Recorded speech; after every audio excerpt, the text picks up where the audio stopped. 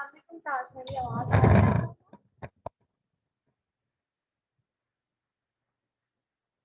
Yes ma'am. चलें बेटा, पिछले लेक्चर में कोई प्रॉब्लम तो नहीं था? मैम आपकी आवाज बहुत दूर से आ रही है। कोशिश करते हैं इसको करीब करने। चलें। अच्छा, पुराने लेक्चर में बेटा कोई प्रॉब्लम तो नहीं था?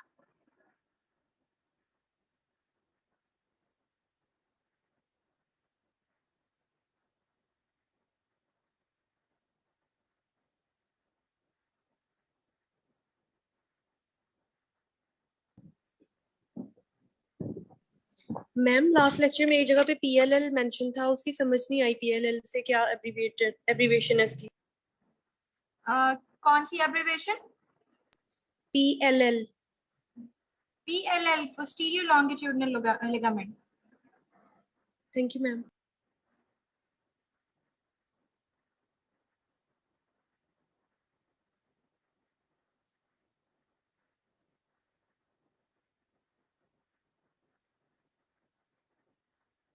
अच्छा जी, चलें लेक्चर स्टार्ट करते हैं फिर आज का।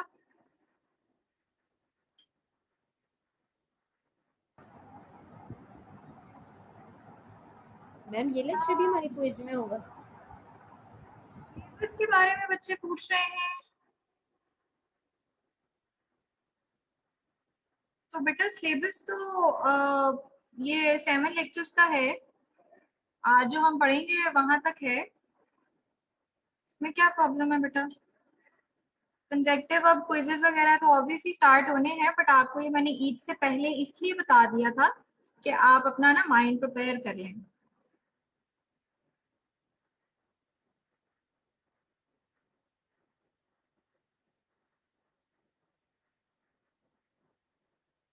ये लेक्चर बिल्कुल इंक्लूड होगा आज का जो हम पढ़ने लगे हैं। छोटा सा लेक्चर है, ज्यादा लंबा नहीं है। और इसमें बहुत सारी चीजें बेटा ऐसी हैं जो कि जनरल आप लोग गाइडलाइंस पढ़ चुके हो, ठीक है।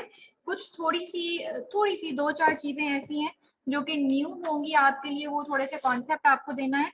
बाकी मोस्टली जो चीजें हैं इसमें वो आपने पढ़ी हुई हैं, ठीक है। वो इस तरह की चीजें हैं कि वो सिर्फ आपको गो थ्रू करनी है, वो एक तरह से रिविजन हो जाएगी आपकी।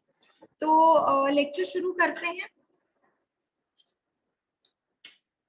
जो बेसिक आज हमने टॉपिक्स कवर करने हैं उसमें pathomechanical relationship of intervertebral disc and facet joints.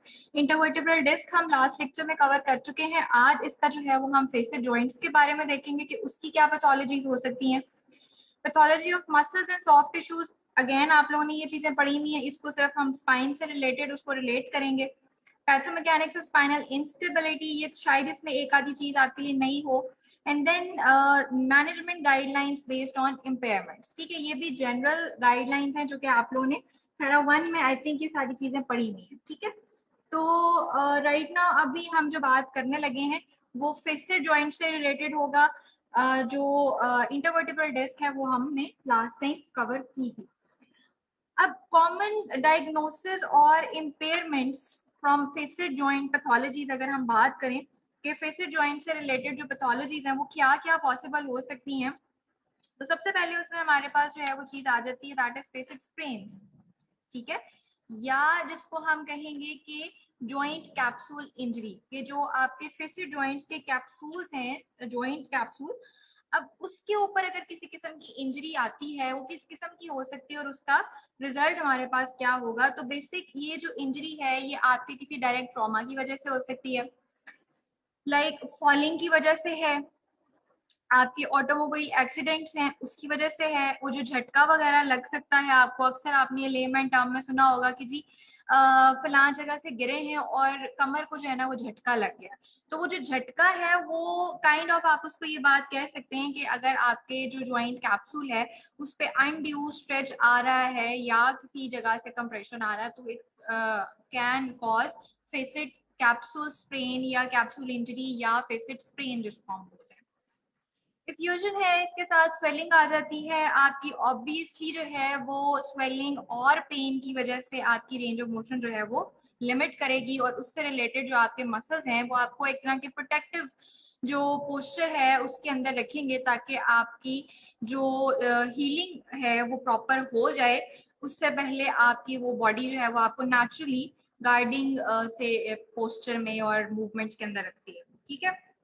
Swelling जैसे हमने लास्ट टाइम भी पढ़ा था कि स्वेलिंग एक ऐसी चीज है जो कि आपके फोरामिनास को, स्पेस को रिड्यूस करती है, जिसको हमने लेटरल स्टीनोसिस भी बोला था या फोरामिनल स्टीनोसिस। तो वो भी आपकी जो है ना वो कॉज कर सकती है। और स्टीनोसिस का हमने लास्ट टाइम ये लिंक पढ़ा था कि अगर स्टीनोसिस अकर करती है आपकी स्पाइन के अंदर किसी भी जगह पे, या वो सेंट्रल हो चाहे वो लेटरल हो, उसका जो रिजल्ट हमारे पास आता है वो इन the form of neurological science आते हैं। ठीक है।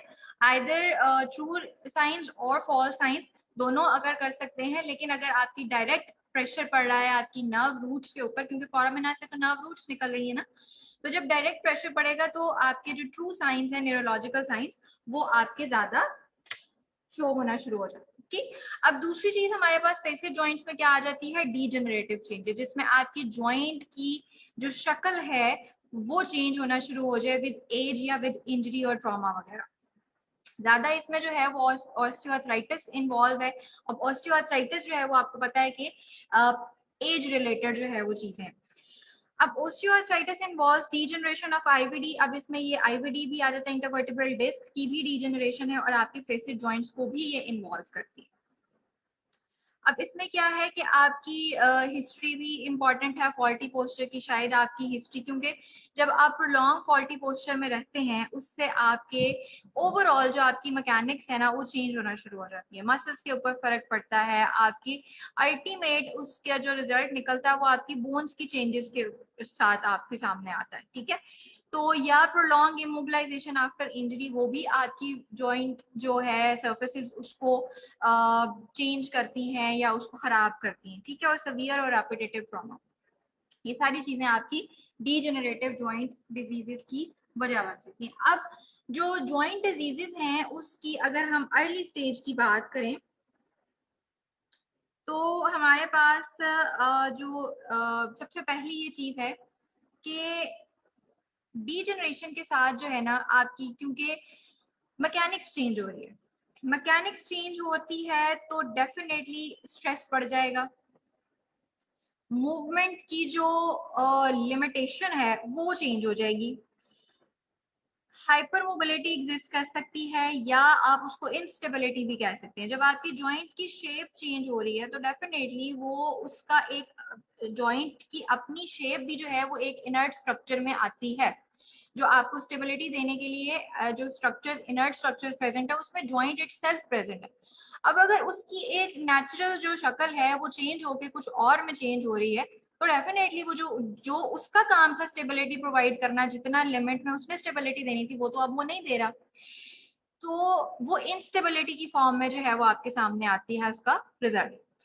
स्ट्रेसेस जो है वो ऑब्वियसली जब आपकी मैकेनिक्स ऑल्टर होगी, फोर्सेस की डिस्ट्रीब्यूशन अगर चेंज होगी तो स्ट्रेसेस जो हैं वो आपकी बॉडी के ऊपर अप्लाई होने वाले और उनके रिजल्ट्स जो हैं वो क्या हो जाएंगे, चेंज हो जाएंगे, और उसका एज अ रिजल्ट आपके पास क्या चीज आएगी, ऑस्टियोफाइट्स की फॉर्मेशन होना शुरू हो जाएगी विद स्पर्स। वो आपने शायद कभी देखा हो, अगर आपको एक्सरे ऐसा कभी देखने को मिला हो तो जॉइंट्स के अंदर बकायदा आपको जो है ना वो छोटे छोटे छोटे बड़े उभार से नजर आ रहे होते हैं, और वो समटाइम्स काफी पॉइंटी किस्म के भी होते हैं। वो बेसिकली क्या है, वो आपके ऑस्टियोफाइट्स होते हैं, वो आपकी डीजेनरेशन की वजह से आपके ऑस्टियोफाइट्स बने, शेप शक्ल उसकी जॉइंट की क्या है, सर्फेसेस चेंज हो गई हुई होती। अब जब ऑस्टियोफाइट्स बन जाते हैं तो वो आपकी जो मूवमेंट है उसको करते हैं रिस्ट्रिक्ट। अब ये चीज यहाँ पे गौर करने वाली है कि डीजेनरेशन ने पहले क्या किया, आपको इंस्टेबिलिटी दी, हाइपर मोबिलिटी में आपको ले गए फेस के अंदर। ठीक है। हाइपर मोबिलिटी की वजह से आपकी बोनी सर्फेसेस होना शुरू हो गई चेंज, और उन्होंने क्या वहां पे होना शुरू हो गई, फॉर्मेशन ऑफ ऑस्टियोफाइट्स। अब जब ऑस्टियोफाइट्स बन गए तो वो अब आपकी मूवमेंट में क्या कर रहे हैं, अब आपको हिंड्रेंस दे रहे हैं, वो आपको रिस्ट्रिक्शन दे रहे हैं, और अब आपकी मूवमेंट क्या हो रही है, कम हो रही है, और आप किधर जा रहे हैं, हाइपोमोबिलिटी की तरफ जा रहे हैं या स्टीनोसिस की तरफ जा रहे हैं। अब स्टीनोसिस है तो स्टीनोसिस के साथ आपको न्यूरोलॉजिकल साइंस में आएंगे। बात देखो कहाँ से शुरू हुई कि सिर्फ आपकी जो है वो डीजेनरेटिव चेंजेस जो है ना वो आनी शुरू हुई थी, और वो अल्टीमेटली आपको कहाँ ले गए, आपकी न्यूरोलॉजिकल चेंजेस भी उसके अंदर आ गई, आपकी मूवमेंट भी रिस्ट्रिक्ट कर रही है, आपकी ROM और डेली एक्टिविटीज भी उससे क्या हो रही है, अफेक्ट हो रही है। अब एक बेटा बात याद रखना, ये एक जनरल रूल है जो कि हमारी बॉडी के हर जगह पे अप्लाई होता है कि हमारी बॉडी की अगर किसी एक सेगमेंट के ऊपर मोशन रिड्यूस हुई भी हो, हाइपोमोबिलिटी हुई भी हो, तो उसके जो आसपास के स्ट्रक्चर, जॉइंट्स हैं, नेबरिंग जॉइंट्स हैं या सेगमेंट्स हैं, वो हाइपर मोबाइल हो जाते हैं। आम से एग्जांपल देने लगी हूँ, आपकी लेट से एल्बो के अंदर जो है ना वो चोट लगी हुई है, आप गिर गए हो, कोई चोट लग गई और एल्बो आपको पेन कर रही है मूवमेंट करने में, और आपको चलो आपको डॉक्टर ने भी ये कह दिया कि आप इसको एक आधा दिन जो है ना या कुछ टाइम के लिए इसको आपने ज्यादा मूव नहीं करना, इसको या करें बांध लें, या जैसे अक्सर होता है आपने देखा होगा स्लिंग्स के अंदर जो है वो लोगों ने अपना बाजू लपेटा हुआ होता है। अब क्या है कि आपने अपनी जॉइंट एल्बो तो मूव नहीं करनी, लेकिन अपर लिम्ब से काम तो करने हैं आपने, कैसे करोगे? या आप रिस्ट का ज्यादा यूज करोगे या आप शोल्डर को ज्यादा यूज करना शुरू कर दोगे, क्योंकि आपने एल्बो से अपने वो अपर लिम्ब के काम तो करने हैं। एल्बो को आपने उसमें से क्या किया, एक्सक्लूड किया है, तो उसका जो काम है वो किसके ऊपर रिस्पॉन्सिबिलिटी पड़ गई, आपके रिस्ट जॉइंट के ऊपर ज्यादा और शोल्डर के ऊपर। तो एक सेगमेंट हाइपोमोबाइल था तो उसकी कंपनसेटरी मूवमेंट, ज्यादा मूवमेंट, हाइपर मोबिलिटी कहाँ आ गई, आपके नेबरिंग स्ट्रक्चर्स के ऊपर। स्पाइन भी बिल्कुल उसी तरह एग्जिस्ट करती है कि अगर आपका एक मोशन सेगमेंट हाइपोमोबाइल है, कम हुई भी है उसकी मोबिलिटी, तो उसके ऊपर और नीचे वाले जो जॉइंट्स हैं, जो सेगमेंट्स हैं, उनके ऊपर मोबिलिटी बढ़ जाती है। ठीक है, अब हाइपर मोबिलिटी आपको पता है कि क्या कॉज करती है, आपकी डीजेनरेशन को बढ़ा देती है in the form of spur formation या ऑस्टियोफाइट फॉर्मेशन। तो वो एक जगह से काम शुरू हुआ था और होता होता वो आपकी क्या है, आगे पीछे की, ऊपर नीचे के जो सेगमेंट्स है उनको भी वो क्या करता चला जा रहा है, इन्वॉल्व करता चला जा रहा है। दूसरी तरफ एज भी आपकी बढ़ी होती है, एज का फैक्टर भी आ रहा होता है। तो ये जो डीजेनरेटिव चेंजेस होती है ना, ये इरिवर्सिबल भी हो जाती हैं, क्योंकि इनका ताल्लुक आपकी एजिंग के साथ भी है, इनका ताल्लुक आपकी और बहुत सारे फैक्टर्स के साथ है। तो समटाइम्स, बल्कि मोस्ट ऑफ द टाइम इसको रिड्यूस करना, बिल्कुल 100% रिड्यूस कर देना, एक 60 ईयर्स के जो पेशेंट है उसको बिल्कुल आप 20 ईयर्स के बंदे की बोन्स और जॉइंट्स की तरह का बना दें, तो ये पॉसिबल नहीं है। ठीक है, अब इसके साथ पेन जो है वो ऑब्वियसली जॉइंट्स में, मूवमेंट में बढ़ जाएगी। degenerating joint is vulnerable to facet impingement, sprains and inflammation. ठीक है, वो बाकी के स्ट्रक्चर्स को भी इन्वॉल्व करेगा। In some patients, movement relieve the symptoms, in other movement irritate the joints. अब यहाँ पे कुछ चीजें ऐसी हैं, डिपेंड करता है कि फिर वो स्ट्रक्चर पर्टिकुलरली कौन सा इन्वॉल्व हो रहा है, उसमें कुछ ऐसी चीज मूवमेंट्स हैं, कुछ ऐसे प्रॉब्लम्स हैं जिनमें मूवमेंट के साथ पेशेंट को जो है वो पेन रिलीफ होता है, सिम्टम्स रिलीव होते हैं, और कुछ में पेशेंट के सिम्टम्स जो है वो बढ़ जाते हैं। ठीक है, next problem is rheumatoid arthritis. RA के बारे में आप लोगों को पता होगा, उसकी डिटेल में हम नहीं जा रहे, जैसे आपको सिंपल ऑटो इम्यून डिजीज है और मल्टीपल जॉइंट्स को जो है ये आपकी बॉडी में इन्वॉल्व करती है और एसिमेट्रिकली जो है वो काइंड ऑफ इसकी अपीयरेंस जो है वो आती है। पेन और स्वेलिंग जो है ना इसका बहुत बड़ा हॉलमार्क है, पेन तो सबसे ज्यादा, ठीक है, और साथ में स्वेलिंग, एडिमा आपके जॉइंट्स के अंदर। सर्वाइकल स्पाइन में अगर आ रहे हैं तो वो ट्रू साइंस आपके जो है ना वो शो करेगा न्यूरोलॉजिकल। ठीक है, इसमें फॉल्स भी आते हैं, ट्रू भी आते हैं, मतलब ओवरऑल न्यूरोलॉजिकल साइंस जो है ना वो आपके इसको प्रेजेंट कर रहा होता है पेशेंट। फ्रिजिलिटी जो है ना टिश्यूज की बहुत ज्यादा बढ़ जाती है। ठीक है, क्योंकि ऑटो इम्यून है, आपकी बॉडी के टिश्यूज अपनी ही बॉडी को जो है वो क्या कर रहे हैं, खराब कर रहे हैं, उसको डिस्ट्रॉय कर रहे हैं। तो ओवरऑल आपके जो फिटीक का एलिमेंट है और फ्रिजिलिटी का एलिमेंट है ना वो बहुत ज्यादा बढ़ जाता है। सिस्ट की फॉर्मेशन होती है विद ऑस्टियोपोरोसिस। अब जॉइंट जो है, डेंसिटी जो है वो रिड्यूस होना शुरू हो जाती है, ऑस्टियोपोरोसिस जो है आपके सामने आता है विद सिस्ट फॉर्मेशन। जगह जगह डिफरेंट जॉइंट्स के अंदर जो है वो सिस्ट की फॉर्मेशन जो है वो होना शुरू हो जाती है। बोन की इरोजन होना शुरू हो जाती है, बोन डी शेप हो जाती है, आपकी डिफॉर्मिटीज जो है वो डिफरेंट काइंड की बन जाती हैं, और लिगामेंटस निक्रोसिस की वजह से इंस्टेबिलिटीज बढ़ जाती हैं, क्योंकि लिगामेंट अगर आपका डैमेज है तो उसने आपको बेसिक वो आपका स्ट्रक्चर है जो कि आपके बोन्स को स्टेबल करके रख रहा है।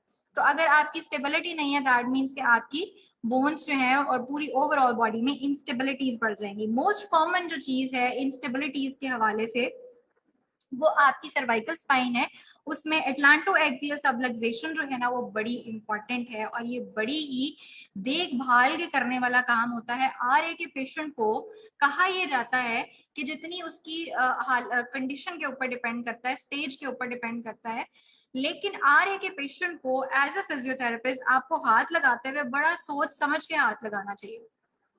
खास तौर पे अगर पेशेंट आपके पास नेक पेन के साथ आता है तो फिर तो आप जितना पॉसिबल हो सकता है ना आप उसको सोच समझ के काम करें। इवन ये कहा जाता है कि आप आइसोमेट्रिक्स भी बड़ी सोच समझ के कराएं। आइसोमेट्रिक्स क्या है? सिंपल, आपने सिर्फ उसको जो है वो रेजिस्टेंस देनी है। इवन वो रेजिस्टेंस भी समटाइम्स पेशेंट के लिए क्या है, अनबेरेबल होती है और उसकी वजह से आपके सबलक्सेशन कॉज हो सकती है या समटाइम्स आपकी बोन का फ्रैक्चर। और अगर वो बोन का फ्रैक्चर आपके एटलांटो एक्सियल जो है वो ज्वाइंट के अंदर हो तो बंदा तो गया, ठीक है ना। आपको पता है इस चीज का कि ये ज्वाइंट अगर आपका टूट जाता है, फ्रैक्चर होता है, तो उसके बाद पेशेंट जो है वो सर्वाइव नहीं कर पाता। तो इस किस्म के ऑल दो फिजियोथेरेपी के अंदर जो है ना वो ब्लंडर्स की जो जगह है वो बड़ी कम है, कि बहुत कम ब्लंडर्स बचते हैं, लेकिन स्टिल हो सकते हैं ब्लंडर्स। और उसमें एक ब्लंडर जो है ना वो ये है कि रूमेटॉइड के पेशेंट को आप मैनिपुलेशन कर दो, वो भी सर्वाइकल की। ये बहुत बड़ा ब्लंडर है, इसको याद रखिएगा कि खास तौर पे आपकी ये जो आरए के पेशेंट है उसको आपने आइसोमेट्रिक्स में बड़ी सोच समझ के करानी है, तो मैनिपुलेशन और मोबिलाइजेशन तो बहुत दूर की बात है, ये बहुत बड़े ब्लंडर है। Inappropriate movements of the spine in patient with RA, such as performing cervical manipulation, could be life-threatening or extremely debilitating. या तो आप पेशेंट को पैरालिसिस के अंदर ले जाओगे या जो पेशेंट है उसके लिए वो लाइफ थ्रेटनिंग कंडीशन भी हो सकती है। Because of the potential to cause damage to the cervical cord or vertebral artery, fracture के अलावा जो चीजें आप उसमें इंजर कर सकते हो वो डायरेक्ट आपका स्पाइनल कॉर्ड इंजर कर सकते हो, बंदा पैरालिसिस में चला जाएगा, वर्टिब्रल आर्टरी आगे और उसके कॉम्प्लिकेशन शुरू हो जाती है। तो ये चीज आपने ध्यान रखनी है कि आरए के पेशेंट को आप बहुत ज्यादा सोच समझ के हाथ लगाएं। आप उसको जनरल आरओएम एक्सरसाइजेस बता सकते हैं, आप उसको मसल सेटिंग एक्सरसाइजेस बता सकते हैं, आप उसको एक्टिव एक्सरसाइजेस बताएं जो कि वो खुद करे। और क्योंकि उसका जो ये सेशन है फिजियोथेरेपी सेशन, सिर्फ एक दो सेशन से पेशेंट को फर्क नहीं पड़ने वाला, ये उसकी लाइफ लॉन्ग चीज है। तो उसके लिए जो ट्रीटमेंट है और जो उसकी लाइफ की जो मॉडिफिकेशन है वो भी लाइफ लॉन्ग ही होनी चाहिए। तो आप पेशेंट को ऐसी चीजें बताएं जो वो खुद से रेगुलर बेसिस के ऊपर करता रहे। General ROM, active exercises, muscle setting exercises, हल्की फुल्की स्ट्रेचिंग, हल्की फुल्की बिल्कुल। आपने एक्सट्रीम के ऊपर तो पेशेंट को लेके जाना ही नहीं होता किसी भी टेक्निक की अगर आप बात करें। और मैनिपुलेशन मोबिलाइजेशन तो इसको बिल्कुल आप छोड़ ही देना, भूल जाए इस चीज को। मतलब कि ये जिसे कहते हैं ना कि बिल्कुल कॉन्ट्रा इंडिकेशन है आरए के पेशेंट के अंदर। श्वेरमैन्स डिजीज क्या चीज होती है ये आप लोगों ने पढ़ा होगा कि अगर आपकी स्पाइन के ऊपर कुछ इस तरह से डीजेनरेशन हो रही हो कि आपके जो वर्टिब्रास हैं वो कुछ वेज शेप के बन रहे हो और कंप्रेस हो रहे हो, बच्चों के अंदर खास तौर पे जो चिल्ड्रन के अंदर जो डिजीज होती है ओस्टियोपोरोसिस की वजह से भी आप इसमें कह सकते हैं, एंड प्लेट भी इसके अंदर जो है वो इन्वॉल्व होती है, वीकनेस वगैरह आ जाती है, डेंसिटी बोन की जो है वो रिड्यूस होती है। तो उसमें पेशेंट जो है वो प्रेजेंट करता है काइफोटिक पोस्चर के साथ। और वो काइफोटिक पोस्चर क्यों होता है? वो बेसिकली इस वजह से भी होता है कि आपके जो वर्टिब्रास हैं वो वेज शेप के बन चुके हुए होते हैं। ठीक है, ये पिक्चर मैं आपको दिखा देती हूँ, ये काइंड ऑफ, ठीक है, इस तरह की पिक्चर, वेज शेप और बहुत ज्यादा जो है वो काइफोटिक पोस्चर। इसके अलावा इसमें एक और चीज है, वो ये है कि आपकी जो एंड प्लेट है ना, वर्टिब्रल एंड प्लेट जो हमने लास्ट टाइम में डिस्कस किया था, उसके अंदर प्रॉब्लम इस तरह का आता है, उसकी वीकनेस इस तरह की होती है कि जो न्यूक्लियस पल्पोसस है ना, आपको पता है कि डिस्क, हमने जो बल्जिंग हर्निएशन पढ़ी थी, हम बात कर रहे थे कि वो पोस्टरोलैटरल निकलती है, पोस्टीरियर साइड पे या लैटरल साइड पे जो दो वर्टिब्रास के दरमियान जगह होती है वहां से वो निकलती है। इस पर्टिकुलर डिजीज के अंदर जब आपकी वर्टिब्रल एंड प्लेट पे वीकनेस आती है तो आपका न्यूक्लियस पल्पोसस जो है ना वो वर्टिकली जो है ना वो बल्ज आउट कर जाता है। वो किस तरह से, ये आपको पिक्चर जो है वो शो हो रही है, इस तरह के नोट्स जो है वो बन जाते हैं और आपका वर्टिकली जो है ना वो दूसरे वर्टिब्रल बॉडी के अंदर आपका न्यूक्लियस बल्ज कर जाता है, हर्निएट कर जाता है। ये इस डिजीज के अंदर जो है वो हो रहा होता है। और ज्यादा जो इसका लेवल है वो T10 और L2 के दरमियान जो है वो इसकी होती है प्रेजेंटेशन ज्यादा। Leads to bony necrosis obviously, ठीक है, और उसके बाद में also be caused by insufficient blood supply to the growing bone. अब ये बेसिकली हम इसको ग्रोइंग पेन्स भी हम बोलते हैं, क्यों? क्योंकि ये आपकी जो सेकंड डेकेड ऑफ लाइफ है, जो टीन एज है आपका, उसके अंदर ये ज्यादा देखने में मिलती है, और ये बच्चों की जो है वो एक तरह की डिजीज है, ठीक है।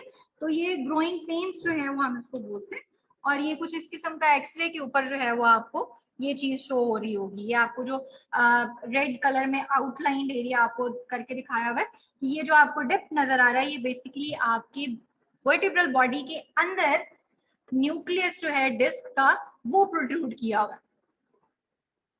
रीजन क्या है? एंड प्लेट की वीकनेस।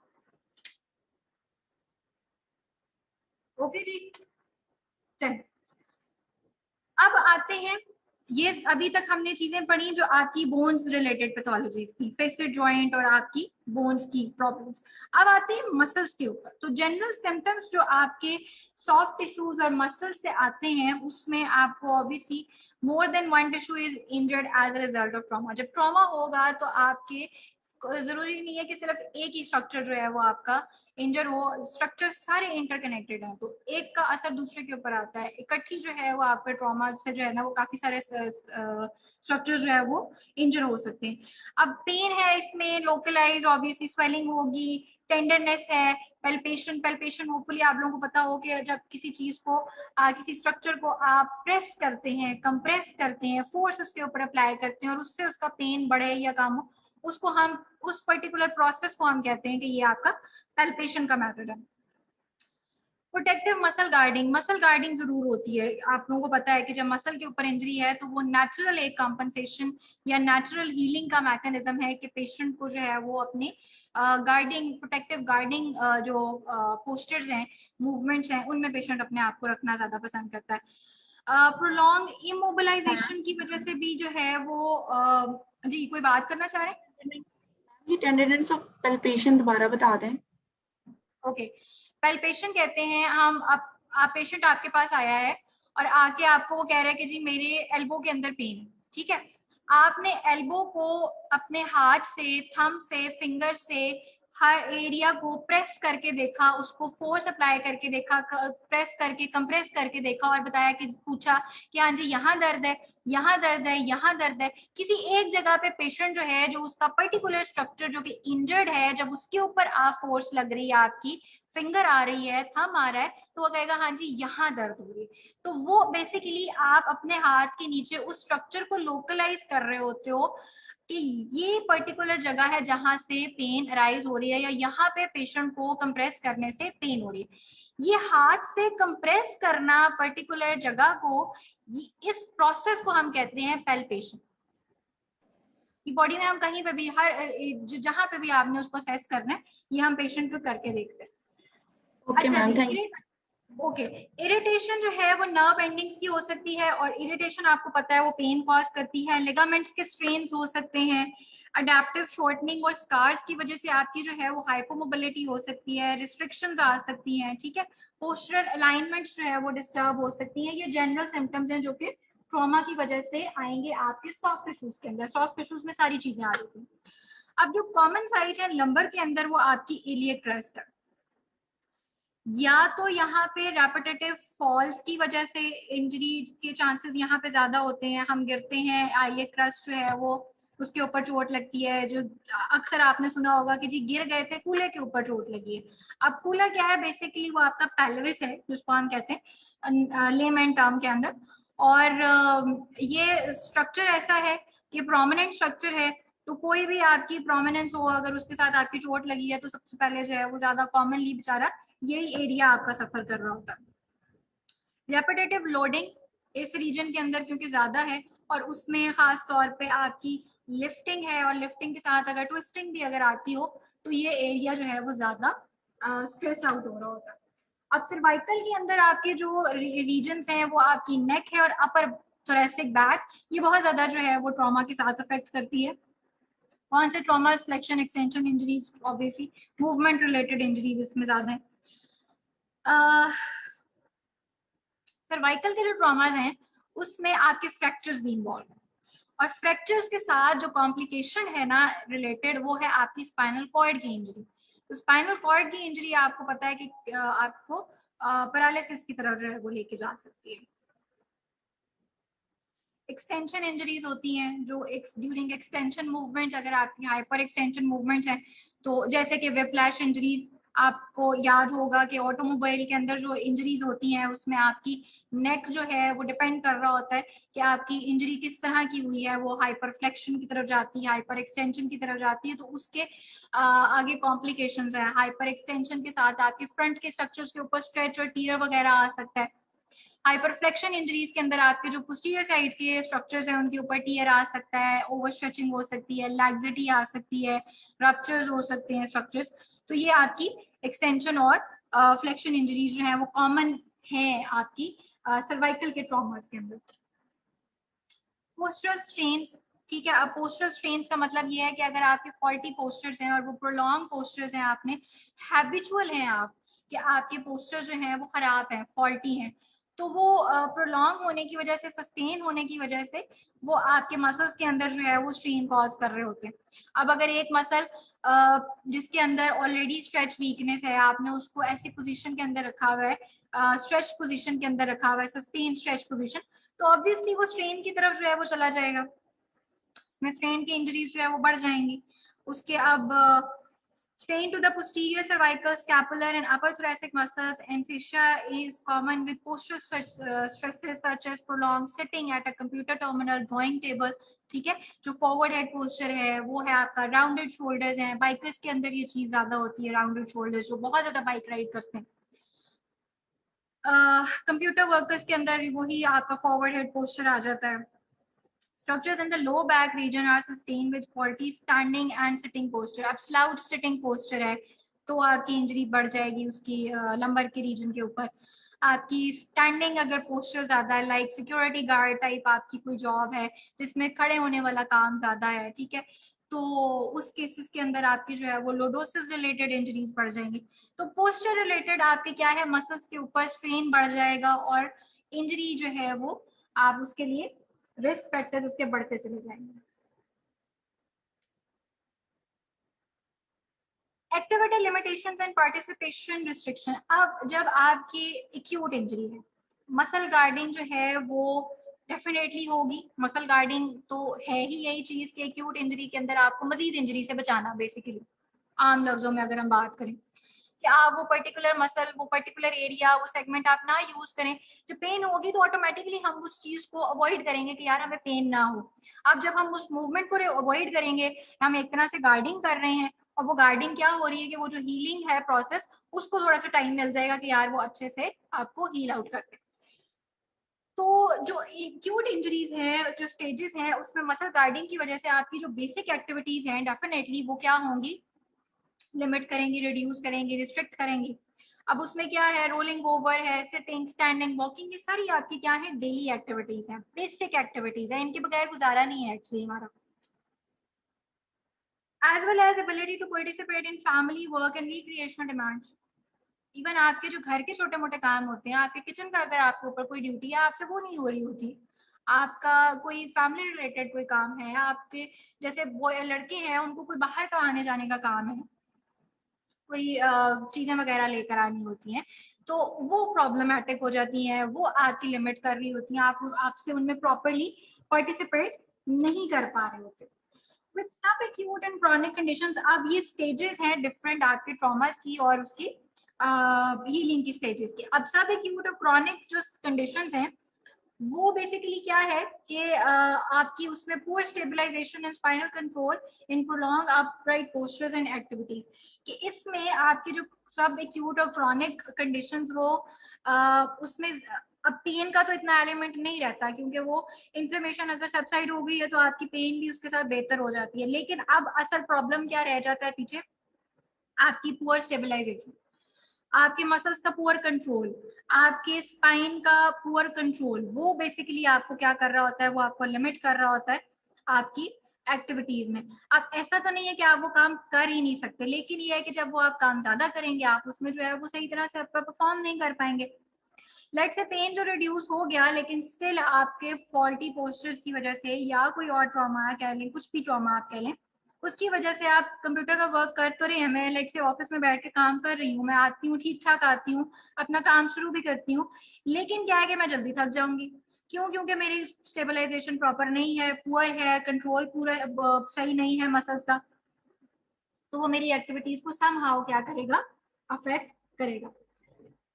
अब जो स्पाइनल इंस्टेबिलिटी है उसकी पैथोमैकेनिक्स को थोड़ा सा डिस्कस कर लेते हैं कि जो स्पाइन के ऊपर इंस्टेबिलिटी आती है वो पैथोमैकेनिकली किस तरह से है। तो वो याद करें कि हमने एक चीज पढ़ी थी, न्यूट्रल जोन पढ़ा था और इलास्टिक जोन हमने पढ़ा था इनर्ट स्ट्रक्चर्स का। और वो क्या था? Neutral zone, the area that is mid range in the ROM of a spinal segment in which no stress is placed on the passive osteoligamentous structures. जो इनर्ट स्ट्रक्चर्स हैं उनकी जो मिड रेंज है, हर स्ट्रक्चर की एक range है ना, उसका काम करने का एक रेंज है। अब उस पर्टिकुलर स्ट्रक्चर की जो मिड रेंज है जिसमें उसके ऊपर कोई खास किस्म का कोई स्ट्रेस नहीं पड़ रहा, जिसमें उसको स्टेबिलिटी देने की जरूरत हो, वो बेसिकली उसका क्या है? न्यूट्रल जोन है। और न्यूट्रल जोन जो है ना वो रिलेटिवली स्मॉल होता है अगर आप नॉर्मल स्ट्रक्चर की बात करें। जो आपके नॉर्मल स्ट्रक्चर्स हैं उनके न्यूट्रल जोन्स छोटे होते हैं। क्यों? क्योंकि उनका काम है स्टेबिलिटी देना, और स्टेबिलिटी जो है वो आपको कब आएगी? आपके इलास्टिक जोन्स के अंदर वो आपको प्रोवाइड करेंगे। अब अगर ये जो न्यूट्रल जोन है इसकी पहले डायग्राम देख लेते हैं कि ये डायग्राम है आपके पास, ये नॉर्मल है, इसमें छोटा सा ये न्यूट्रल जोन है, यहाँ से यहाँ तक रेंज है। ये दो एरियाज ऐसे हैं जहां पे लिगामेंट को, नॉर्मल लिगामेंट को स्ट्रेस पड़ेगा और उसको अपना काम करने की जरूरत पड़ेगी और आपको स्टेबलाइज करने की जरूरत पड़ेगी। अब अगर हम क्या करें, न्यूट्रल जोन आपका कम हो जाए, ठीक है, और आपका इलास्टिक जोन अगर बढ़ जाएगा तो क्या होगा? आपकी ये जो एरिया है जिसमें लिगामेंट के ऊपर स्ट्रेस आना था और उसने काम करना था वो बढ़ जाएगा। लिगामेंट का काम बढ़ गया है, लिगामेंट का स्ट्रेस बढ़ गया है, लिगामेंट की रिस्पॉन्सिबिलिटी बढ़ गई है। तो जितनी रिस्पॉन्सिबिलिटी बढ़ती चली जाएगी उतना ही चांस बढ़ता चला जाएगा कि उसमें किसी किस्म का कोई फॉल्ट आ जाए और वो प्रॉपर वर्क ना कर सके और आपको स्टेबलाइज ना कर पाए। ये बेसिक है कि आपकी यहाँ पे इंस्टेबिलिटी जो है वो आना शुरू हो जाएगी अगर आपका ये जो एरिया है वो बड़ा होता चला जाए और ये रिलेटिवली जो है वो बहुत ज्यादा क्या हो, स्मॉल होता चला जाए। अब ये जो डायग्राम है ना, ये आपको ये दिखाया हुआ है कि ये न्यूट्रल जोन है, इसके अंदर कोई स्ट्रेस नहीं आता। अब बाकी की जो डायरेक्शन, 4 डायरेक्शंस आपको दिखाएंगी और ये ब्लैक लाइन है लिमिट एक स्ट्रक्चर की। अब एक स्ट्रक्चर ने लाइट से इस डायरेक्शन के अंदर ये न्यूट्रल जोन है और उसके बाद यहाँ से लेके इसका ये लिमिट वाला एरिया है, यहाँ तक उसने आपको इलास्टिक जोन है जिसमें उसने उसके ऊपर स्ट्रेस भी अप्लाई होगा और उसने आपको स्टेबिलिटी भी देनी है। अब लेट से कि आप इसको बढ़ाते चले जाओ, आप लिमिट को बढ़ाते चले जाओगे तो इलास्टिक जोन तो बढ़ता चला जाएगा। इलास्टिक जोन बढ़ेगा तो इसका मतलब है उसके ऊपर स्ट्रेस का टाइम, ड्यूरेशन, जो एरिया है वो सारा कुछ बढ़ता चला जाएगा, इंस्टेबिलिटी के चांसेस बढ़ते चले जाएंगे।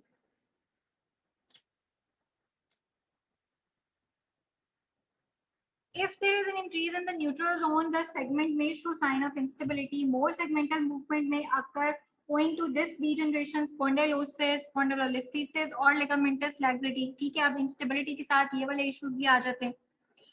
The individual may experience neck or back pain when aberrant movement occur at the segment or stresses are imposed at the end of the range.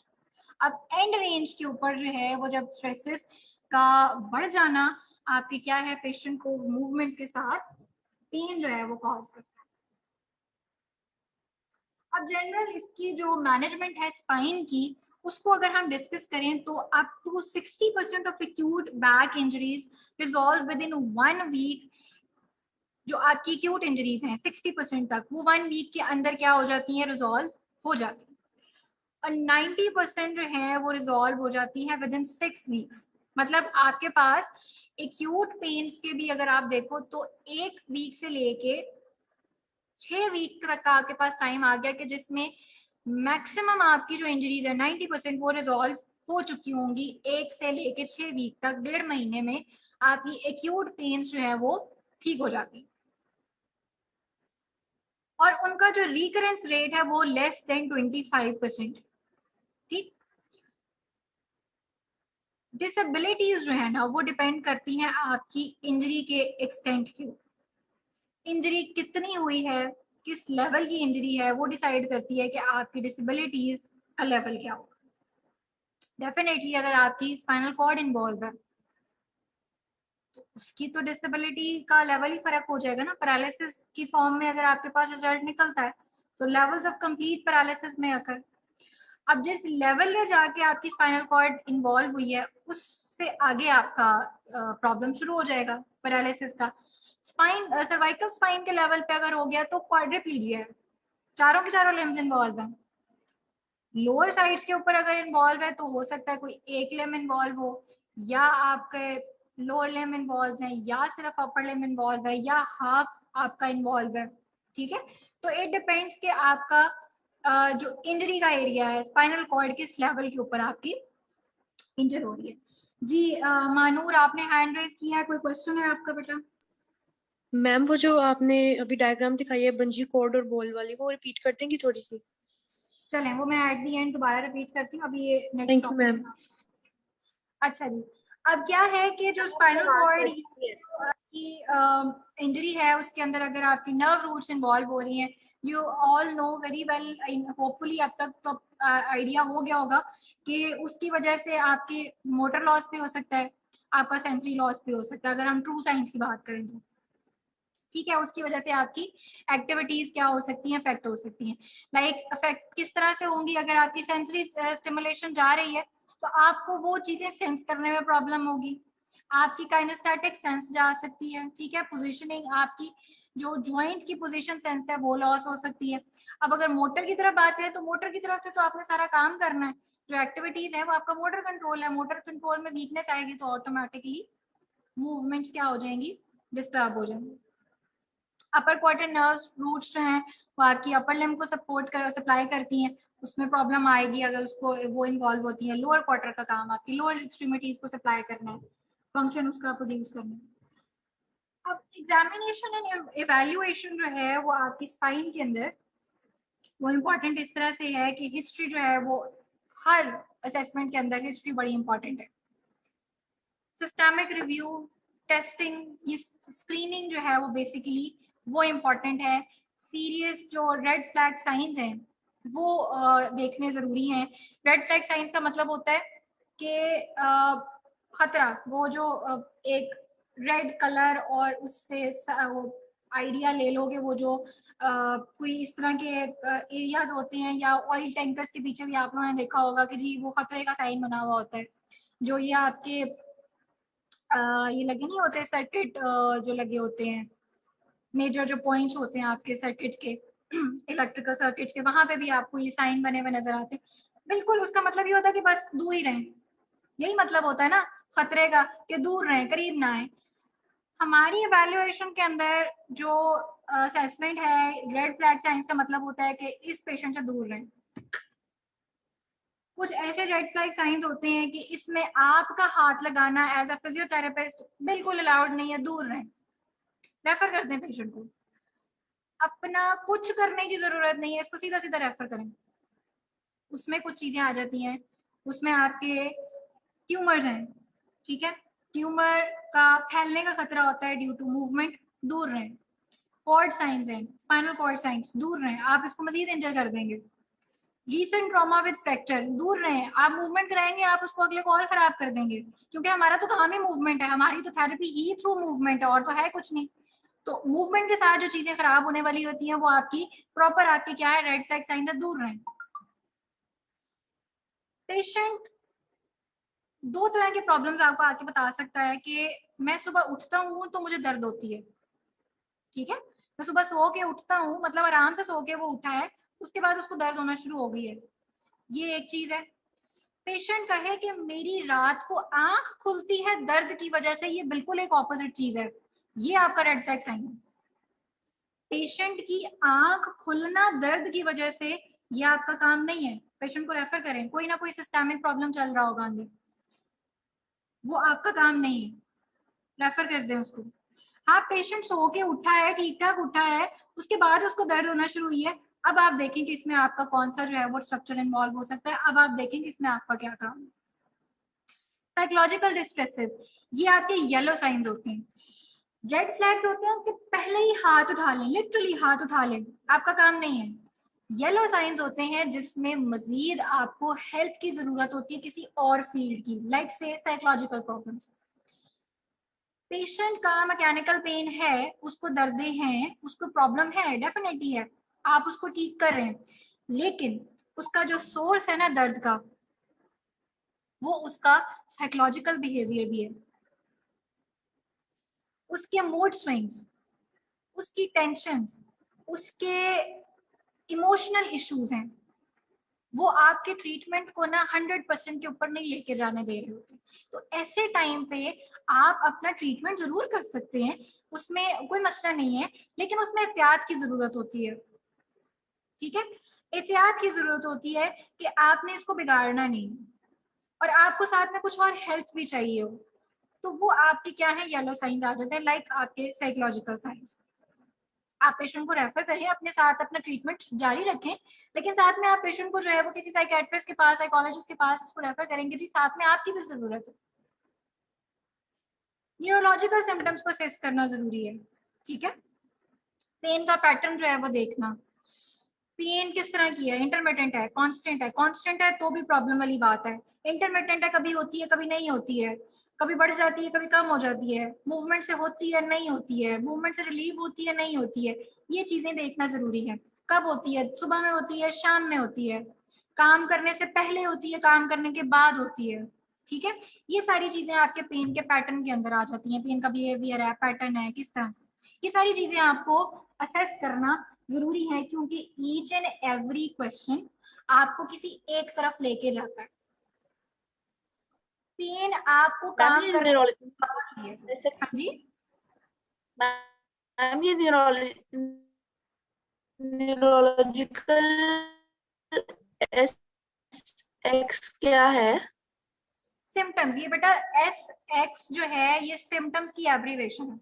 अच्छी बात है, साथ साथ पूछ लिया करो, क्योंकि मेरे लिए ये चीजें ना बड़ी नॉर्मल है, तो वो समटाइम्स हो सकता है मैं रवानी में बोल जाऊं, और आपको वो चीज समझना है, पूछ लिया करो। SX का मतलब है सिम्टम, ये एब्रीवेशन है सिम्टम्स की, न्यूरोलॉजिकल सिम्टम्स। ठीक है, अच्छा, अभी मैं क्या बात करने लगी थी कि हाँ, पेशेंट आपको ये कहता है कि जी मेरा पेन काम करने के बाद बढ़ता है, दैट इज मैकेनिकल पेन। आप मैकेनिकल जो स्ट्रक्चर्स हैं उनकी तरफ जाएं। पेशेंट का पेन जो है वो आपके काम करने से पहले से हो रहा है, वो आपका सिस्टम इन्वॉल्व कर रहा है उसमें। ठीक है, तो ये आपका हर क्वेश्चन जो है वो आपको किसी एक तरफ लेके जाता है। ये सवाल बड़े जरूरी है, हिस्ट्री इसीलिए इम्पोर्टेंट है, क्योंकि हिस्ट्री से आपने बेसिकली पेशेंट से उसका असल प्रॉब्लम निकालना होता है उन सवालों से। अब जो स्टेजेस ऑफ रिकवरी की मैम अगर हम, येलो साइन जो है stress के लिए use करेंगे। जी बेटा दोबारा पूछिए। मैम येलो साइन हमसे स्ट्रेस के लिए use मुझे बेटा समझ नहीं आ रही, कोई मैम और मैं कह बता रही हूँ कि सकता है? येलो साइन हम सिर्फ स्ट्रेस के लिए यूज करेंगे। येलो साइंस हम, आप क्या पूछ रहे हो बेटा, मुझे एक्चुअली आवाज सही तरह से नहीं आ रही है। मैम वो कह रही है येलो साइन सिर्फ डिस्ट्रेस के लिए यूज करेंगे साइकोलॉजिकल। येलो साइंस में आपके साइकोलॉजिकल साइंस आते हैं, इसके अलावा और बहुत सारी ऐसी कंडीशंस आती हैं, यहाँ पे फिलहाल नहीं लिखी हुई, और ऐसी कंडीशंस जिनमें आपको एहतियात की जरूरत है। आप कर सकते हो वो काम, अपनी थेरेपी दे सकते हो, बट आपको एहतियात चाहिए होती है। ठीक है, केयर चाहिए होती है, प्रिकॉशंस चाहिए होती हैं। बिल्कुल हाथ उठाने वाले हिसाब नहीं है, लेकिन आपको एहतियात जरूरी है। ठीक है, इस तरह की चीजें।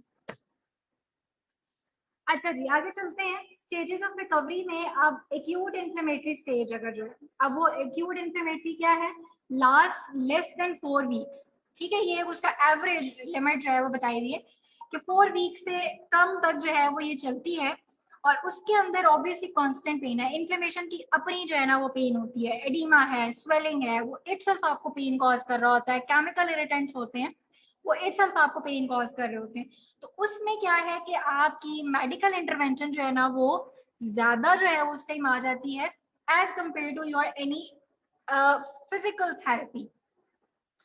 जो आप कह लो कि एक्सरसाइज थेरेपी से ज्यादा यहाँ पे आपकी प्रोटेक्शन ज्यादा रिक्वायर्ड होती है आपकी थ्रू मेडिकेशन, थ्रू मोडालिटीज। अगर आप अपनी थेरेपी की बात करो तो आप उसमें मोडालिटीज यूज कर सकते हैं कि उससे आप पेन रिड्यूस कर सके, उसको पेशेंट को आपने कंफर्टेबल ज्यादा करना होता है। ठीक है, पेशेंट की एजुकेशन इसमें ज्यादा इंपॉर्टेंट होती है, क्या करना है क्या नहीं करना, किस चीज से बढ़ जाएगी किससे रिलीव होगा, ये चीजें।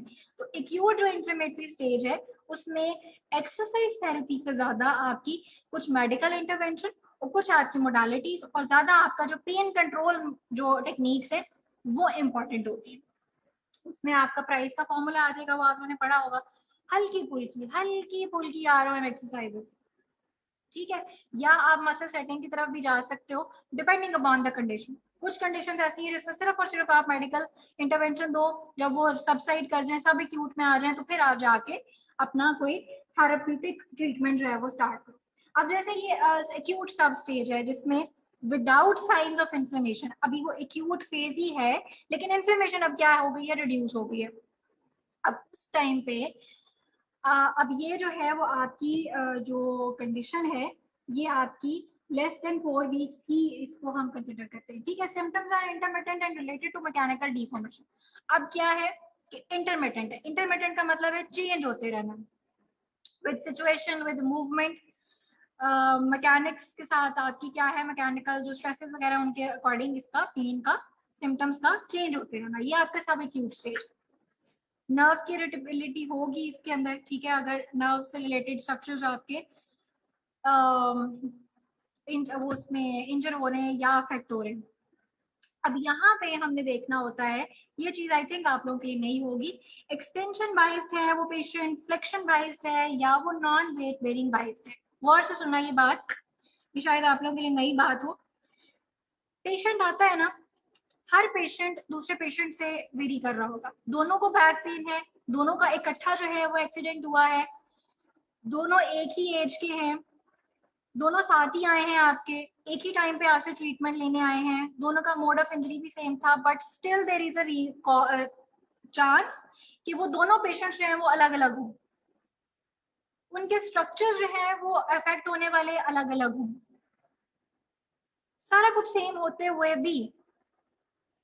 अब उसमें क्या है कि जब पेशेंट आता है आपके पास, जब आप उसको असेस करते हो तो उसमें 2-4 चीजें पूछने वाली ना बड़ी इंपॉर्टेंट पूछने वाली होती है।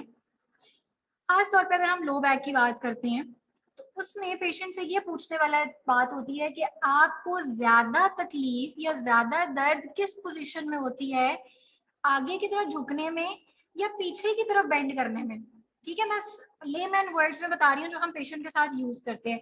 इन जो मेडिकल टर्म्स या हमारी जो एजुकेशनल टर्म्स है उनमें अगर हम बात करें तो पेशेंट का पेन जो है वो किस मूवमेंट में प्रोवोक करता है, एक्सटेंशन के अंदर या आप फ्लेक्शन के अंदर। ठीक है, अब पेशेंट इन दोनों में से कोई एक चीज आपको बताएगा कि मुझे आगे झुकने में जो है वो दर्द ज्यादा होता है, सीधा खड़े होने में पेन मेरा ठीक होता है। अब यहां से आपको पता चला कि जिस मूवमेंट के अंदर पेशेंट का पेन कम है, याद रखना, दोबारा सुन लो, जिस मूवमेंट के अंदर पेशेंट का पेन कम हो हम उसको कहते हैं कि ये मूवमेंट बाइस्ड। क्या, अब उसने कहा कि मेरा पेन सीधा खड़े होने में कम है, दैट मीन्स एक्सटेंशन में उसका पेन कम है। ये पर्टिकुलर पेशेंट क्या है, एक्सटेंशन बाइस्ड पेशेंट है, हम इसको क्या कहेंगे, एक्सटेंशन बाइस्ड पेशेंट।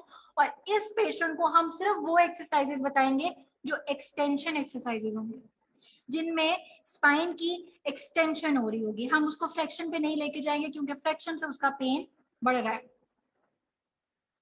कोई पेशेंट ऐसा आता है, जैसे ये एक्सटेंशन के केस में हमने लास्ट टाइम डिस्क के रिलेटेड पढ़ा था, डिस्क के जो बल्ज के पेशेंट हैं वो कहते हैं कि जी हमारा एक्सटेंशन के साथ स्टैंडिंग में, खड़े रहने में, वॉकिंग में हमारा जो है वो पेन अच्छा रहता है, रिलीफ मिलता है, वो एक्सटेंशन वाइज पेशेंट है। कुछ पेशेंट ऐसे हो सकते हैं जो आपके पास आते हैं फ्लेक्स्ड पोस्चर के साथ, और वो आपको कहते हैं कि मुझे झुकते हुए आसानी रहती है, मैं झुक के बैठता हूँ, झुक के खड़ा होता हूँ तो मेरा पेन कम होता है।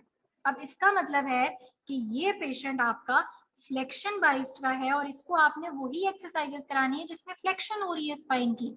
आप एक्सटेंशन के ऊपर पेशेंट को नहीं लेके जाएंगे।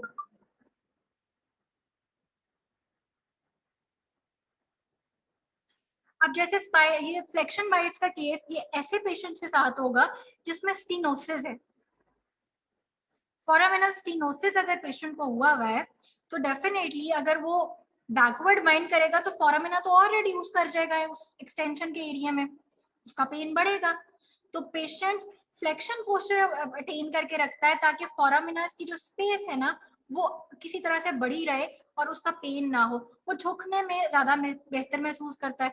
तो आप उसको ऐसी एक्टिविटीज गाइड करेंगे जिसमें ज्यादा जो है ना वो आपकी फ्लेक्शन की एक्सरसाइजेज हों ताकि पेशेंट का पेन बढ़े नहीं तब तक जब तक आप उसका वो पर्टिकुलर प्रॉब्लम रिजॉल्व नहीं कर देते। जब वो प्रॉब्लम रिजॉल्व होगा फिर आप उसको न्यूट्रल पोस्चर की तरफ लेकर आए। ठीक है, टेक्निक्स हैं वो आगे पढ़ते हैं आगे अगले लेक्चर्स में, अगले चैप्टर के अंदर। अब एक और हो सकता है patient non weight bearing biased. अब ऐसा पेशेंट जिसको वेट बेरिंग के साथ प्रॉब्लम होती है, अब आप उसको वेट बेरिंग तो नहीं कराओगे ना, फिर आप उसको नॉन वेट बेरिंग एक्सरसाइजेस के ऊपर रखोगे जिसमें उसकी स्पाइन के ऊपर जो वेट है, कंप्रेशन है, वो रिड्यूस हो रहा हो, या आप उसको ट्रैक्शन जो है वो दोगे ताकि उसका जो कंप्रेशन है जॉइंट्स के ऊपर वो रिजॉल्व हो। आई होप यहाँ तक चीजें समझ आ रही होंगी। सब एक्यूट की अगर हम बात करें जिसमें अब मैम जी जी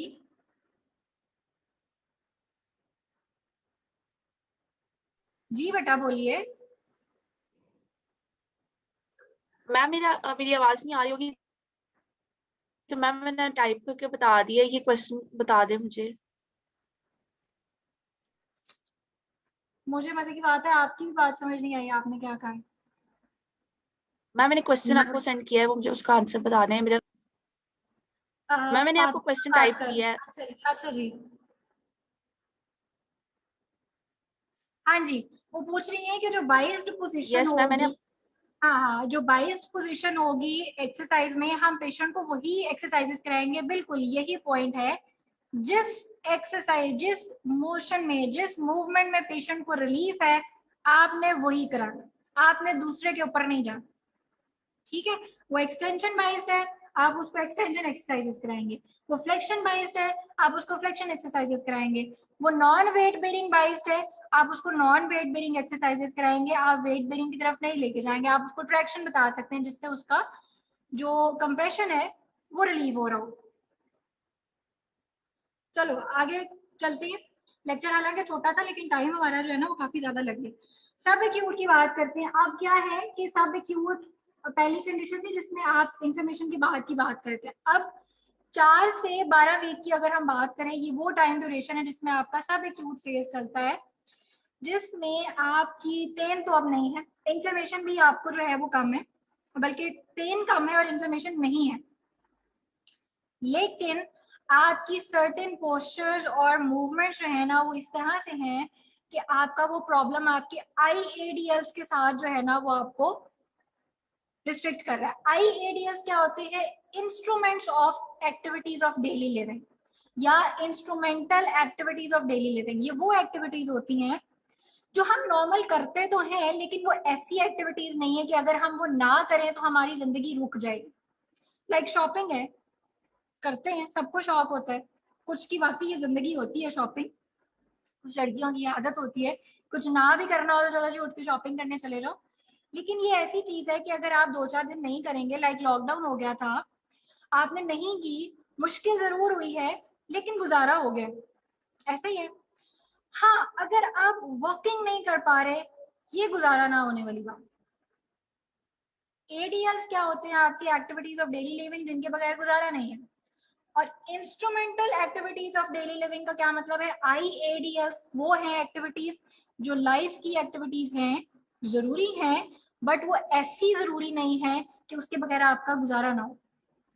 ठीक है, तो अब जैसे ये गार्डनिंग है, आपका शौक है, हॉबी है, आप करते हैं, लेकिन आपकी ये जो सब एक्यूट स्टेज है ना, वो आपकी IADS को इफेक्ट कर रही है। आपसे गार्डनिंग थोड़े अरसे के लिए नहीं हो रही इस स्टेज के अंदर, 4 से 12 वीक के दौरान आपसे गार्डनिंग नहीं हो पाएगी, पेन की वजह से, पोस्चर्स की वजह से, प्रॉब्लम जो आपका चल रहा है, इंजरी जो चल रही है आपकी, लिफ्टिंग, जिम वगैरह, या कोई और आपका हैवी लिफ्टिंग वाला काम हो, वैक्यूमिंग, घर की सफाई वगैरह, ठीक है, ये काम आपके IADS है, ये आपके अफेक्ट हो सकते हैं ड्यूरिंग सब एक्यूट स्टेज 4 से 12 वीक्स के दौरान।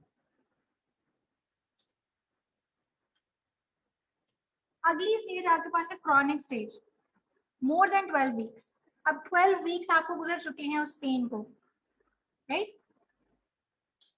ये जो क्रॉनिक स्टेज है, इसमें आपकी पेन भी 90% तक ठीक हो चुकी होती है, आपके बहुत सारे प्रॉब्लम्स जो हैं वो काफी हद तक ठीक हो चुके होते हैं। इस पर्टिकुलर स्टेज के अंदर हमारा जो फोकस होता है वो पेशेंट को फंक्शनल करने का, कि वो इंजरी से पहले जो काम कर रहा था, अब उसमें वो गार्डनिंग भी आ गई है, उसमें वो वैक्यूमिंग भी आ गई है, उसमें वो लिफ्टिंग वगैरह वाले जो भी वो काम इंजरी से पहले कर रहा था, वो स्पोर्ट्स का बंदा था, वो स्पोर्ट्स खेलता था, वो जो भी काम करता था एक्टिविटी से पहले, उस तरफ लेके जाना पेशेंट को, फंक्शनल करना, जो हाई लेवल डिमांड एक्टिविटीज हैं उनको हैंडल करना, उनको प्रॉपरली पेशेंट से करवाना, ये बेसिक आपका इस स्टेज के अंदर फोकस हो। लिफ्टिंग स्मॉल चिल्ड्रन, ठीक है, अब ये आपका हाई जो डिमांड एक्टिविटी है ये वो है। टू स्ट्रेनुअस एथलेटिक एक्टिविटीज, बच्चों को उठाने से लेके इवन आपकी जो विगरस काइंड ऑफ एक्टिविटीज हैं स्पोर्ट्स रिलेटेड, उन तक लेके जाना, ये आपका मेजर फोकस है, कि उसमें फिर आपकी जो है ना वो एरोबिक्स आ जाती हैं, आपकी प्लायोमेट्रिक एक्सरसाइजेज आ जाती हैं, आपकी जो वो क्या कहते हैं मैकेनिकल ट्रेनिंग्स जो है वो आ जाती हैं, डिफरेंट आपकी इक्विपमेंट्स के थ्रू एक्टिविटीज, जो कि आपकी डिमांड उसकी जो है ना वो ज्यादा हो, उसके लिए ऑब्वियसली आपके स्ट्रक्चर्स को इस हद तक जो है वो स्टेबलाइज और स्ट्रेंथन अप और कंट्रोल होना चाहिए कि आप ये सारे काम करें। तो ये क्रॉनिक स्टेज तक आते आते हमारा ये वाला काम। लेकिन कुछ ऐसे प्रॉब्लम्स होते हैं जो आपके 6 महीने के बियॉन्ड भी जो है ना वो चल रहे होते हैं, वो आपके क्रॉनिक पेन सिंड्रोम्स होते हैं, जिसमें ये टाइम ड्यूरेशन और ये सारी मैनेजमेंट गाइडलाइंस जो है ना ये फिर आगे आपकी परसिस्ट कर रही होती हैं, कि इनको फिर मजीद आगे तक हमें जो है ना वो लेके चलना होता है, बियॉन्ड इवन 6 मंथ्स भी आपकी ये चीज जा सकती है। वो आपकी फिर वो उस तरह के केसेस हैं जो कि आपका पेन था लेकिन अब वो बिगड़ गया है, उसकी फॉर्म बिगड़ गई है और वो अब क्रॉनिक स्टेज के अंदर चली गई है। और क्रॉनिक चीजें जो है ना वो फिर जो आपका रोल है वो तो उसमें डेफिनेटली रहता ही है थोड़ा बहुत, लेकिन फिर वो बॉडी की अपनी जो है ना वो कंडीशन है, उसका अपना रिवाइवल होता है कि वो फिर आपको रिवाइव बैक करे। जैसे कि आपका फ्रोजन शोल्डर का केस है, वो अगर क्रॉनिक स्टेज में चला जाता है फिर वो 2 साल ले जाता है ठीक होने में, और फिर वो अचानक किसी दिन ठीक हो जाता है लिटरली। मेरी मदर को फ्रोजन शोल्डर हुआ था, उस टाइम पे मैं स्टूडेंट थी, तब हमें इतना इन चीज़ों का पता नहीं था कि ट्रीट कैसे करना है क्या नहीं, तो उनका प्रॉपर ट्रीटमेंट जो है वो मेरी तरफ से तो खैर नहीं था। और वो यही हुआ कि उनका वो जो फ्रोजन शोल्डर था एक्यूट से शुरू हुआ था, झटका लगा था अचानक उनको, और वो फिर क्रॉनिक स्टेज में जो है वो चला गया। और वो मुझे अच्छी तरह से याद है, वो 1.5-2 साल उनको जो है वो ये प्रॉब्लम रहा है। उन्होंने हर तरह का काम करके देख लिया था, जो इंट्रालीड वो होते हैं आर्टिकुलर इंजेक्शन होते हैं वो लगवा के देख लिए थे, फिजियोथेरेपी ट्रीटमेंट लेके देख लिया था, लेकिन वो क्रॉनिक स्टेज के अंदर बेसिकली चली गई। और वो भी ठीक किस तरह से हुई थी, मेरी नानी अम्मा उन दिनों में बीमार थी, उनके मतलब लाइफ के आखिरी टाइम था, और वो बेड रिडन थी, तो उनको उठाना, उनका डायपर वगैरह चेंज करना, उनके कपड़े चेंज करना, और वो थी भी कुछ बल्कि, तो वो मामा ने करना होता था। अब वो उस सारे केस के अंदर वो अचानक उनका जो है वो किसी दिन प्रॉब्लम जो है वो ठीक हो गया। वो जो रिस्ट्रिक्शन थी वो ये काम करते करते जो है वो अचानक से जो है वो उनका वो बाजू ठीक हो गया था। और हम सारे इस चीज को बड़ा जो है वो करते होते थे कि ये अचानक कैसे ठीक हो गया। तो वो चीज बाद में समझ आई कि जब पेशेंट क्रॉनिक स्टेज के अंदर चला जाता है तो फिर हमारी बॉडी खुद उसको जो है ना वो रिवाइव करती है, और वो एक सर्टेन टाइम पीरियड है जो वो लेती है, और उसके बाद फिर जो है ना वो आहिस्ता आहिस्ता वो उसको खुद ही जो है ना वो रिवाइव बैक कर देती है। तो ये कुछ प्रॉब्लम्स आपके इस तरह के हैं जो बियॉन्ड 6 मंथ्स भी चले जाते हैं, वो आपकी क्रॉनिक स्टेज में जो है वो चले जाते हैं, और उनका जो रिवाइवल है वो फिर नेचुरल भी होता है, आपकी अपनी कोशिश भी है, बट उसमें कुछ आपका क्या ज्यादा काम आपकी बॉडी का अपना रिवाइवल है। ठीक हो गया जी, ये हमारा आज का लेक्चर था। अब इसमें अगर कोई बात आपको समझ में नहीं आई है तो पूछ लीजिए। मेरा ख्याल है जनरल बातें थी, मेरे लिए तो खैर वैसे जनरल ही होंगी, लेकिन आप लोगों के लिए अगर इसमें कोई चीज़ आपको समझ में नहीं आई है तो बेटा वो ज़रूर पूछ लीजिए। अभी मैं आप लोगों की ज़रा मैसेजेस पढ़ लूँ, आपने ड्यूरिंग लेक्चर क्या किए थे। मैम वही रिपीट कर दें, वो जो थी बंजी ठीक है जी, मैं बंजी बढ़िया वाली। लेक्चर रिपीट कर देती हूँ आपको।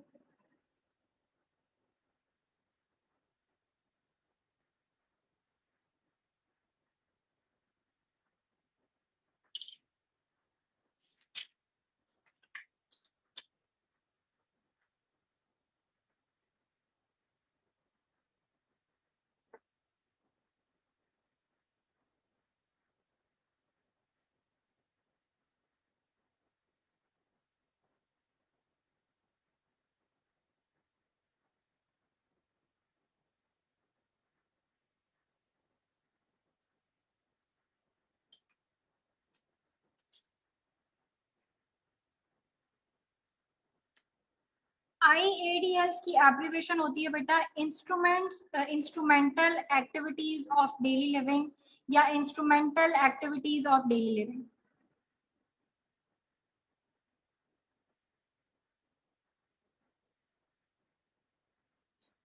अच्छा जी, पिक्चर में आपको जो है वो एक्सप्लेन कर देती हूँ। ये है जी हमारी पिक्चर। बेटा ये जो आपकी पिक्चर है ना, इसमें ए बॉल, ये ए जो पिक्चर है इसको कंसिडर करो कि ये एक छोटा सा बाउल है, ठीक है, खाने मैम वाला वो बाउल बस है। नीचे वाली, मैम सी पार्ट वाली बता दे, बाकी आ गई थी सी समझ। पार्ट ठीक हो गया। ये सी पार्ट जो है ना, ये ओवरऑल आपको ये ब्लैक लाइन दिखाई हुई है कि ये इस पर्टिकुलर जो भी स्ट्रक्चर है उसकी ये लिमिट है, एक्सट्रीम लिमिट है। यहाँ तक उसने आपको क्या करना है, मूवमेंट प्रोवाइड करनी है, और इसके बाद लिमिट स्टॉप, इसके बाद आगे नहीं जाना। अच्छा, ये उसका है न्यूट्रल जोन जिसके ऊपर आपकी बॉडी उसके ऊपर कोई स्ट्रेस अप्लाई नहीं करी क्योंकि वो न्यूट्रल है, वो मिड रेंज के अंदर है। मिडल आपको ये नजर भी आ रहा होगा। ये जो आपको कॉर्ड्स नजर आ रहे हैं ना, ये स्प्रिंग आपको बेसिकली शो किया हुआ है। और स्प्रिंग का क्या मतलब है, ये वो रेंज है जहां पे आपका ये इलास्टिक जोन है। न्यूट्रल से लेके यहाँ तक आपका ये जो पर्टिकुलर स्ट्रक्चर है ये इलास्टिकली स्प्रिंग की फॉर्म में आपको जो है वो दिखाया हुआ है कि यहाँ पे ये इसकी मूवमेंट का एरिया है। यहाँ से यहाँ तक ये आपको मूवमेंट प्रोड्यूस करेगा, इलास्टिक जोन है ये इसका, और उसके बाद वो आपको लिमिट करेगा। ये चार इसलिए दिखाए हुए हैं, डिफरेंट डायरेक्शन दिखाए हुए हैं कि ये जो स्ट्रक्चर है ये लेट से चार डायरेक्शंस में अगर आपको मूवमेंट दे रहा है तो ये चार उसके क्या है, मूवमेंट की रेंजेस हैं, और ये उसकी ओवरऑल रेंज है, लिमिट है। इसके बाद आगे वो आपको मूवमेंट नहीं देगा, और यहाँ पे आके वो आपको क्या करेगा, स्टेबल कर देगा। ये आपको ना दिखाया हुआ है, वो जो आपने देखा होगा वो बंजी जंपिंग, अगर आपको याद हो कि वो एक आपको जो है वो कॉर्ड्स के साथ जो है वो बांध देते हैं और देन आपको वो नीचे फेंक देते हैं, ठीक है। अब वो जो कॉर्ड है उसके अंदर जितनी इलास्टिसिटी है वो आपको डिफरेंट डायरेक्शंस के अंदर क्या कर रही होती है, मूव कर रही होती है पेंडुलर डायरेक्शंस के अंदर।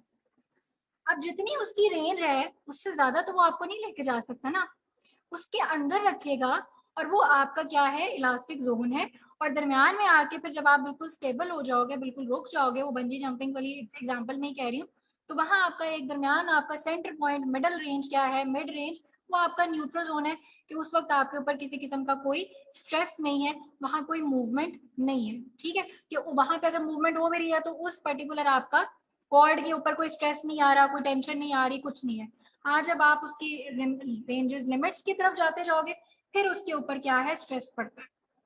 ये बस आपको जो है ना वो एग्जांपल के साथ आपको बताया हुआ है कि आपके जो लिगामेंट्स हैं या जो आपके इनर्ट स्ट्रक्चर्स हैं वो बेसिकली इस तरह से वर्क कर रहे होते हैं। क्लियर है बेटा मानूर? Yes ma'am. चलो जी, ठीक है बेटा जी, और किसी का कोई सवाल अगर नहीं है तो फिर लेक्चर खत्म करते हैं। यहाँ तक आप लोगों ने अपना क्विज के अंदर इसको पढ़ना है। और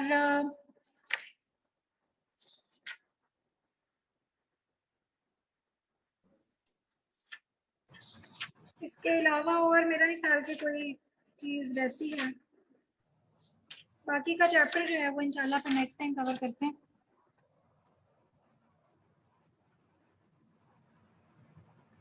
टाइम कितना होगा क्विज में?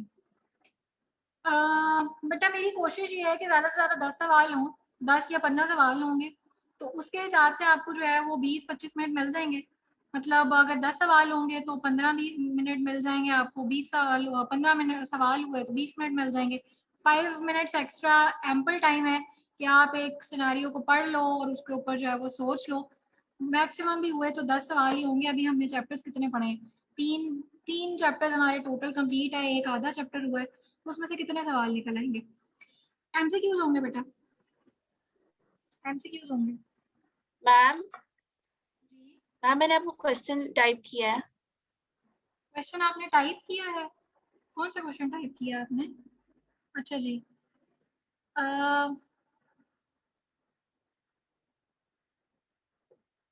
अच्छा मैं देख लेती हूँ शुरू की स्लाइड्स में आप क्या कह रही हैं मुझे।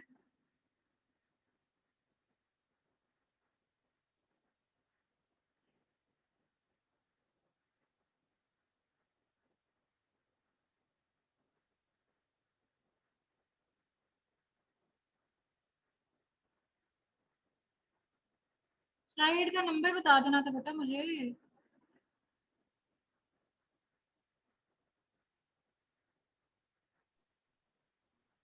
मैम जिस स्लाइड में प्रेजेंटेशन पढ़ा था ना, उस स्लाइड की बात कर रही हूँ। मेरा ख्याल है आप ये चीज पूछ रहे हो कि prolong immobilization results in building up of metabolic waste products and sluggish circulation, यही बात कर रहे यस हो? मैम। देखो बेटा कि जब आपकी इमोबिलाइजेशन होती है, आपके मसल्स मसल्स क्या काम करते हैं? पंपिंग एक्शन है मसल्स का, कॉन्ट्रैक्शन रिलैक्सेशन पंप है। पंप बेसिकली क्या करता है? आपकी सर्कुलेशन को इम्प्रूव करता है। सर्कुलेशन का काम क्या है कि आपकी ईच एंड एवरी सेल तक जाए, वहां तक जो जरूरत की चीज है, न्यूट्रिएंट्स उनको दे, वहां पे जो वहां पे मेटाबोलाइट्स बने हैं सेल के अंदर उसको पिकअप करे और जाके डंप कर दे जहां पे उसने एक्सक्रीटरी सिस्टम में डंप करना है। ये सर्कुलेशन का काम है। ठीक है, जो सर्कुलेशन के फंक्शन है उसमें उसका एक ही फंक्शन है, मेटाबोलाइट्स को उठाना, वेस्ट प्रोडक्ट्स को उठाना, डंप करना, न्यूट्रिएंट्स को प्रोवाइड करना। अब अगर इमोबिलाइजेशन है, प्रोलॉन्ग इमोबिलाइजेशन है, आप मसल्स को यूज नहीं कर रहे हो, इंजरी की वजह से, बेशक इंजरी की वजह से यूज नहीं कर रहे, तो आपकी सर्कुलेशन वहां पे क्या है? स्लगिश। स्लगिश का मतलब होता है स्लो डाउन हो जाना। ठीक है, अब सर्कुलेशन अगर स्लो डाउन हो रही है तो उसके जो इफेक्ट्स आएंगे वो क्या है? मेटाबोलाइट्स बिल्डअप होते रहेंगे, वेस्ट प्रोडक्ट्स बिल्डअप होते रहेंगे। वेस्ट प्रोडक्ट्स कुछ ऐसे वेस्ट प्रोडक्ट्स होते हैं जो कि टॉक्सिन्स प्रोड्यूस कर रहे होते हैं, वो बॉडी के लिए हार्मफुल होते हैं, उस पर्टिकुलर सेल के लिए हार्मफुल होते हैं जिसमें वो बन रहे होते हैं। अब अगर वो नहीं निकलेंगे तो वो आपको खराब करेंगे, वो आपको सिस्टम को खराब करेंगे। तो आपका जो इमोबिलाइजेशन है वो आपकी सर्कुलेशन को भी खराब करता है, और सर्कुलेशन इन टर्न आपके क्या है? सिस्टम को खराब कर। ठीक है, यस मैम। चलो ठीक है बेटा जी। अभी मजीद, हाँ जी रिकॉर्डिंग अपलोड हो जाएगी बेटा, कोशिश करती हूँ आज ही कर दूँ, कोशिश करूंगी आज ही कर दूंगी। ठीक है, चलें, अपना ख्याल रखिएगा बेटा, अच्छी सी तैयारी कीजिए। और क्योंकि ये मेरा पहला एक एक्सपीरियंस होना है आप लोगों के साथ कि अभी तक जो मैंने पढ़ाया है वो आप लोगों ने कितना ग्रैब किया, तो मुझे उससे ज़रा थोड़ी तसल्ली हो जाए कि हम अच्छा पढ़ रहे हैं, हम अच्छा जा रहे हैं, समझ आ रही है, ताकि हम आगे भी अच्छा पढ़ें। ठीक है, मेरा मोटिवेशन लेवल भी हायर है, आप लोगों का भी हायर है। ठीक है बेटा, तो चले अपना ख्याल रखिएगा, इंशाल्लाह नेक्स्ट लेक्चर में मिलते हैं। अल्लाह हाफिज। हाफिज। अल्लाह हाफिज मैम। मैम क्विज में टाइम थोड़ा ज्यादा रखिएगा। क्या बता दूं?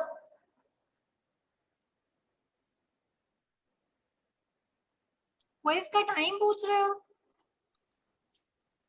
यस मैम, वो कह रही है टाइम ज्यादा रख दीजिएगा, डिसकनेक्टिविटी। बेटा क्विज का टाइम मैंने ईमेल पे और वैसे भी एलएमएस पे आपको मेरा ख्याल है 6 बजे का टाइम बताया है, शाम 6 बजे।